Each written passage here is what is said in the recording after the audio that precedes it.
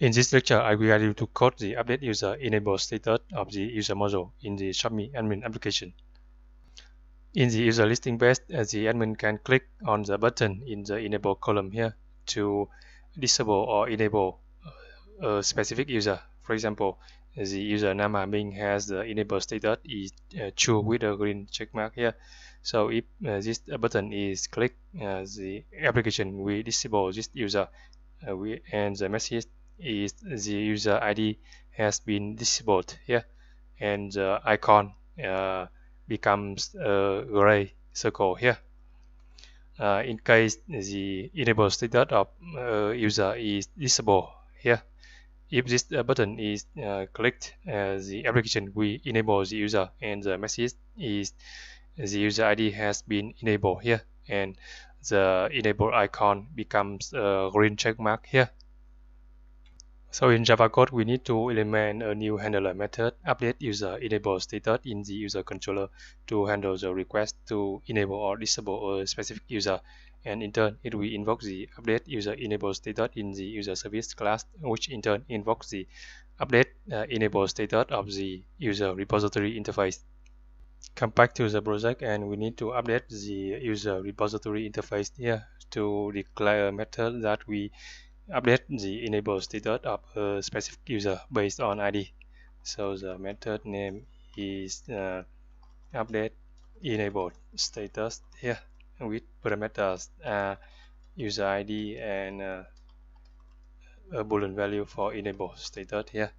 And we need to use the custom update query here.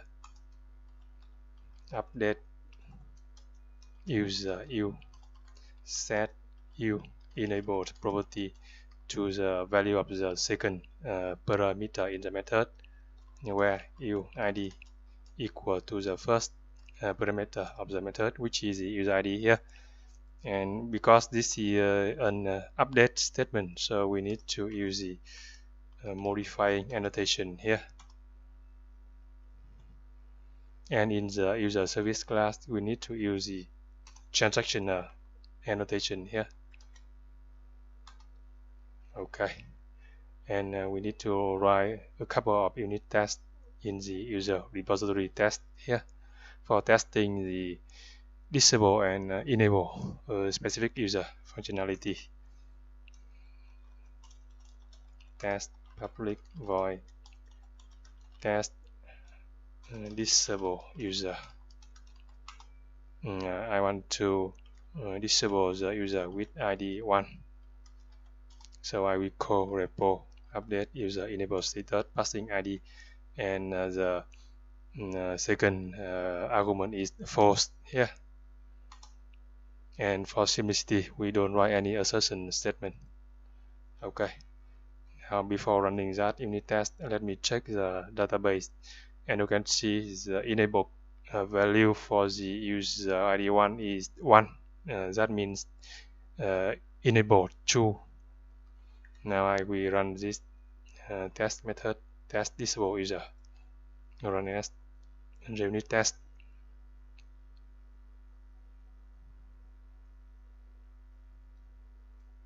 Okay, the test succeeded.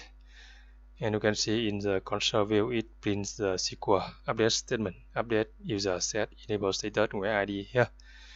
And let me check in the database here. You can see the value in the enable column of the user Nam Ha Minh updated to 0 here. We can see in the listing page here, currently it is enabled, and I refresh, and you see it becomes disable. Also, I update the icon in the user listing page to show just a circle, a gray circle. Here,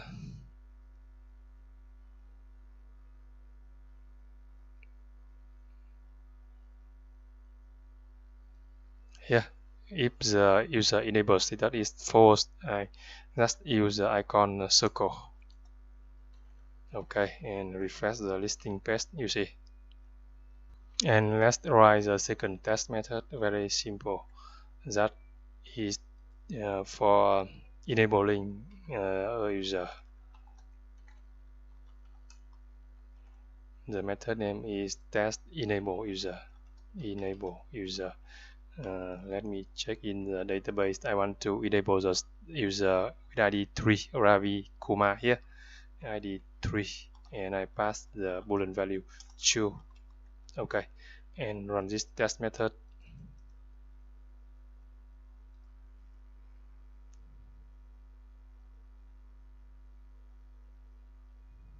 You see the test succeeded. And let me check in the user listing page, the user Ravi Kumar visible here. Refresh, and you can see its status is now enabled here. And then we need to update the user service class to implement a new method, and the method name is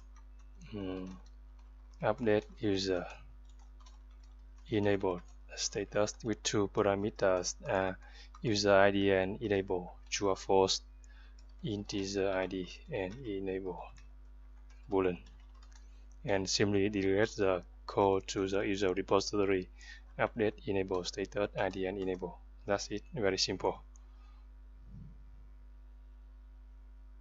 And then we need to update the user listing page for the hyperlinks of the disable or enable button here. Okay, here you see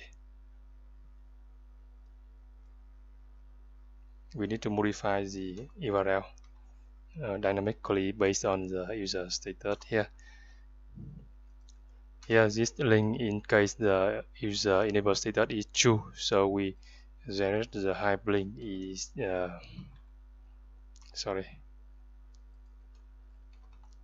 slash users slash followed by the user ID,